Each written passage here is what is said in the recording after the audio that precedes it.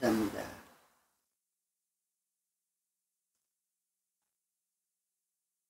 지난번에 선천과 후천이 이루어지는 그것을 말씀드렸습니다. 이 시간에는 선천이 후천으로 개벽되는 데 대한 것을 간단하게 말씀드리겠습니다. 먼저 지난번에 말씀드린 선천과 후천이 되는 이치에 대한 것을 간단하게 다시 말씀드리겠습니다.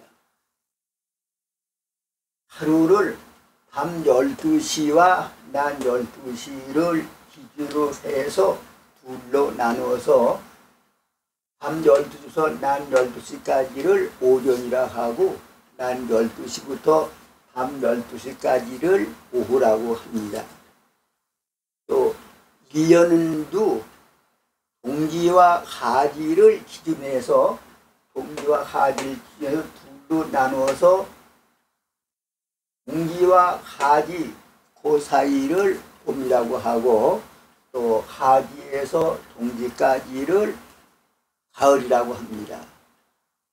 이걸 또 세분해서 말한다면은 4계절로 나눈다면은 입동에서부터 입춘까지가 겨울, 또 입춘에서 입하까지가 봄, 입하에서 입추까지가 여름, 입추에서 입동까지가 가을, 입동에서 입춘까지를 겨울이라고 합니다. 그럼 지구가 자전하면서 태양을 돌고 있는데 태양도 가만히 있느냐 도느냐? 태양도 자전하면서 태양의 궤도를 돌고 있는 것입니다. 현대 과학은 아직 이걸 세밀하게 밝히지 못하고 있어요. 왜 그러냐 하면은 지구가 이렇게 자전 공전을 하는데 지구 위에서 살고 있는 우리 사람들이 지구가 자전 공전한다는 것을 거기서 확실하게 느끼지 못하고 있습니다. 그와 같이 지구가 태양을 돌면서 태양과 같이 태양의 그 궤도를 같이 돌아가는 거죠. 여기에 있어서 이 지구에서 그 태양과에서 볼 때에 같이 돌아가니까 태양이 태양의 궤도를 돌고 있다는 거, 요거를 밝히기가 어려운 것입니다. 그래서 태양은 고정되어 있고 지구가 태양을 돈다는 거, 요것만 밝히고 있는 거예요.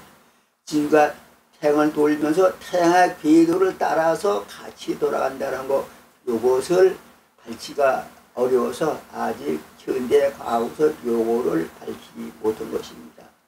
그러나 자전하는 것은 반드시 공존하게 돼 있어요.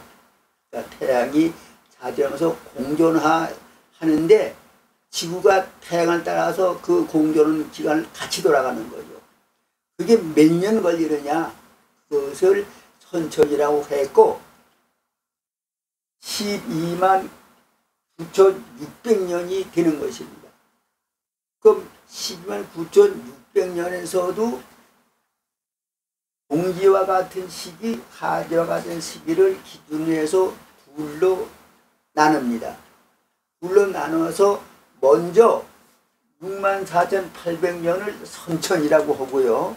또 뒤에 그러니까 동지와 하지 같은 시기까지를 선천이라고 하고 하지에서 동지까지의 기간 역시 64,800년을 그걸 후천이라고 하는 것입니다. 그럼 선천과 후천은 어떻게 헤어지느냐? 이 자연한 환경에서 이 지구, 달, 또 태양 이런 물체들이 자전 공존하는 가운데에서 자연적으로 와지는 것입니다. 누가 억지로 그렇게 하는 게 아니에요.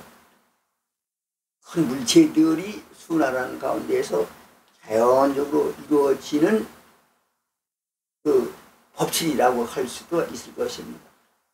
그럼 지금은 어느 시대에 와 있느냐? 이 선천이 동지 때부터 시작돼서 지금 여기까지 와가지고 하지 때가 된 것입니다.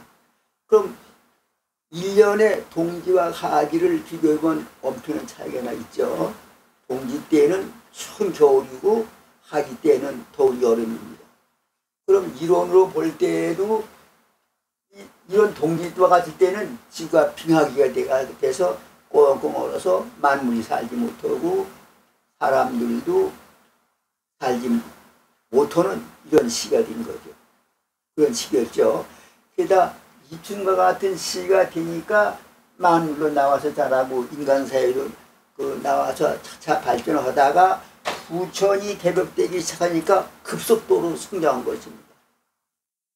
우리 나라 역사도 오랜 역사를 가지고 있지만 근래에 와서 약 160여 년 요 사이에 급속도로 발전한 것입니다. 마치 만물이 봄부터 나와가지고 싹이 나가서 자라다가 하지 때니까 쑥 자라오는 것과 같은 원리입니다. 그럼 이때부터는 어떻게 되느냐? 이 선천시대에는 만물이 나와서 자랄 수 있는 그런 이치균이 작용했고 후천에서는 만물의 결실을 맺는 이런 이치균이 작용을 하는 것입니다. 그럼 인간사회도 선천시대에는 인간사회에 나와서 지금까지 발전해 왔고 후천에 와서는 인간사회도 결실을 맺는 이런 시대가 와지는 것입니다. 자연적으로 와지는 거죠. 그럼 결실을 맺는 법이 있었느냐 없었느냐? 아직까지 선천 5만 년을 오면서 이 법이 없었습니다. 그래서 후천이 될 때에 후천이 개벽될 때에 사람들이 어떤 마음 가지고 어떻게 살아나가야 되느냐 이 법을 모르는 거예요. 그 법을 모른다 하면 사람들이 생명을 유지하고 살아갈 수가 없게 되는 것입니다. 그럼 하루님 어떻게 되느냐? 후천을 살아가는 사람을 위해서 마음 쓰면서 살아가는 법을 내려주셔야 되는 거죠. 이게 바로 수은 대행사를 통해서 내려주신 마음 없는 무겁게 되는 것입니다. 그럼 이때야 마음 쓰는 법을 알려면은 신의 존재에서부터 마음은 뭔지 어디서 나와지는 거지 어떻게 써나가야 되는지 이 법을 아는 사람이 하나도 없었습니다. 그래서 하느님이 수은 대행사님을 통해서 후천에서 마음 쓰면서 살아가는 법을 내려주신 것입니다. 그럼 후천에서 마음 쓰면 어떻게 되느냐? 선천과 후천이 모든 게 달라지니까 우선 기후도 선천시대 때 이 동지 때에는 빙하기 시대니까 지가 꽁꽁 얼어서 아무것도 없었겠죠. 만물도 인간에서 없었지만 하지 때가 되니까 기후가 어떻게 되느냐? 여름철이 되니까 올라가는 거예요. 상승 기온이 높아지는 거예요. 그래서 북극의 얼음이 녹는 이런 시기가 지금 되어지는 거죠. 그럼 기후만 그런 거 아니라 이치균이 다 바뀌어지니까 만물을 내서 성장시키던 그 기운이 후천에 와서는 결실을 맺는 그런 기분으로 바뀌어지는 것입니다. 그럼 후천에 와서는 만물이 결실을 맺는 거죠. 결실을 맺기 시작해서 언제까지 결실을 맺느냐? 인간세에도 여기서 시작돼가지고 인간의 결실을 맺기 시작하는데 결실을 입동 때까지 결실을 맺는 거죠. 입동이 지나면은 이 빙하기가 맞으니까 인간 사회가 다 먹여버리는 거예요. 그 다음에 가서 이춘과 같은 시대에 와서 다시 인간이 생겨지는 거예요.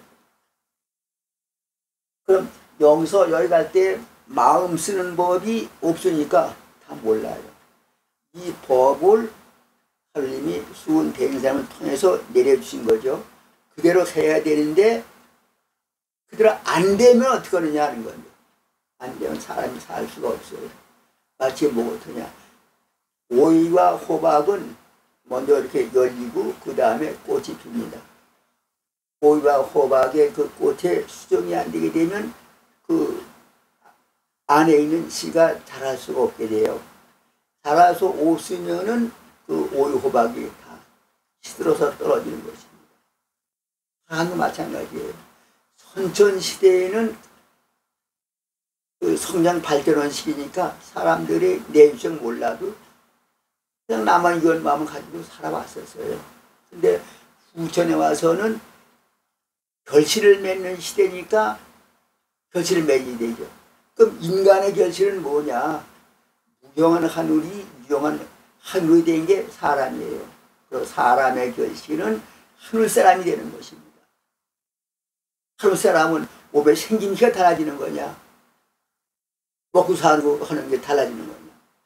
그런 것도 있겠지만 근본적으로는 마음 쓰면서 살아가는 법이 달라지는 것입니다. 그럼 마음을 어떻게 써야 되느냐? 안에 하느님을 모시고 있다는 거, 하느님의 존재를 확실하게 알아서 효자들이 부모님을 모시고 섬기는 것 같이 섬겨야 된다는 얘기입니다. 그렇게 섬기지 않으면 내 유형이 여기서 생겼지 않고 생겼다고 떠나버려요. 그럼 사람이 살 수가 없는 것입니다. 그럼 그 기간이 언제부터 언제까지 이 내수령이 돼야 되느냐? 마치 꽃에서 그 수정되는 기간이 있지 않겠어요? 그 기간 안에 수정이 돼야 되죠. 자, 봄이 돼서 복숭아나무에 많은 꽃이 폈습니다. 그 꽃에 수정되는 기간은 언제까지냐? 항상 가는 게 아니죠. 꽃이 떨어지기 전인데 꽃이 떨어지기 전에도 그 수정된 기간이 그 며칠 동안이에요. 며칠 동안에 수정이 안 되면 그 꽃은 다 떨어집니다. 열매가 맺지 못해요. 무천이게 맺되는 것도 이렇게 되는 것입니다. 그 기간이 언제냐? 이렇게 알아야 될 거 아니겠어요? 그리고 그 때가 되면 어떻게 해야 지켜져야 되느냐? 이 법이 없으니까 그 때도 모르고 때가 됐다 해도 사람들이 모르는 거죠. 그럼 수은 대진한 편에서 그걸 다 밝혀놓으셨는데 하나 예를 들어보는 겁니다. 자, 봄에 복숭아 꽃이 만발했어요.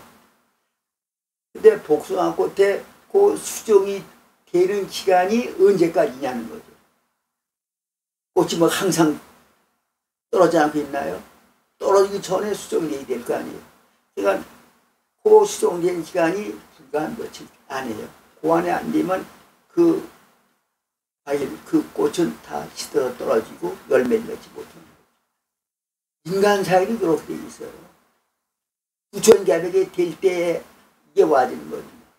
근데 선천시대에는 선천시대 시작은 밤 12시 같은 시대에서 시작됐으니까 이튿가지가 될 때 날이 밝을 때까지 아무것도 한 게 없습니다. 그러니까 선천의 시작은 빙하기 때부터 시작됐지만 입춘이 될 때까지 아무것도 한 게 없어요. 입춘이 되니까 인간사회가 발전돼서 이 하지와 같은 시까지 5만 년 동안 온 거죠. 근데 후천은 언제부터 시작되느냐? 낮 12시 다 밝아진 데부터 시작되는 거죠. 그러니까 후천에 나온 이 동학천도교는 나올 때부터 모든 진리가 다 밝혀진 것입니다. 신의 존재에서부터 우주가 이루어지고 천지만물을 이룬 그 근본 진리 처음부터 다 밝혀진 것입니다. 그랬는데 천도교가 창명되는 요 과정이 있지 않겠어요? 앞으로 큰일을 할 어린애라도 그 애가 자라야 큰일 할 거 아니에요? 그럼 천도 동학이 앞으로 큰일을 할 도지만은 자랄 때까지 그 기가 있지 않겠어요?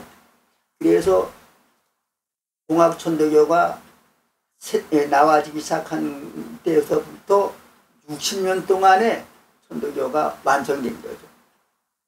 그리고 60년은 또 송운이 지나면 세운이 와지니까 천도가 세운에 들어가서 발전하지 못하고 오히려 대인사님께서 중요한 법을 밝혀놓으신 것들을 하나하나 오히려 잊어먹게 된 것입니다. 60년 동안에 주요한 부분을 다 잊어버렸어요.